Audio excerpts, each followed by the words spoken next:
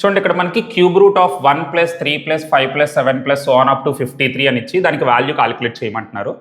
So లోపల ఉన్నవన్నీ మీరు అబ్జర్వ్ చేస్తే అండి ఆడ్ నెంబర్స్. సో ఫస్ట్ ఆ ఆడ్ నెంబర్స్ అన్నింటికి టోటల్ కావాలి, అలాగని విడిగా వేసి కలపకండి ఎప్పుడు కూడా. సో దీనికంటే ఒక రిజల్ట్ ఉంటుంది, ఆ రిజల్ట్ని ఫాలో అవ్వాలి. సో ఇక్కడ ఫస్ట్ ఆడ్ నెంబర్ నుంచి ఉందండి 53 వరకు అన్ని ఆడ్ నెంబర్స్ని యాడ్ చేశారు. అంటే సమ్ ఆఫ్ ది ఆడ్ నెంబర్స్కి ఫార్ములా తెలియాలి. సో మరి సమ్ ఆఫ్ ది ఆడ్ నెంబర్స్కి ఫార్ములా ఏంటండి? n².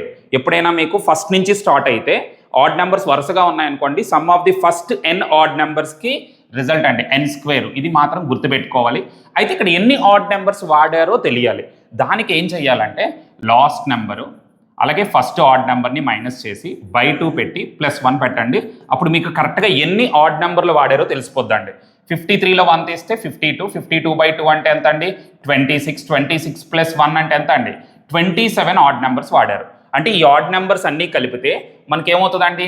27² వస్తుందండి. అంటే 729 వస్తుంది. ఈ లోపల ఉన్న ఆడ్ నెంబర్స్ అన్నిటిని యాడ్ చేస్తే అంటే క్యూబ్ రూట్ ఆఫ్ 729 వచ్చింది.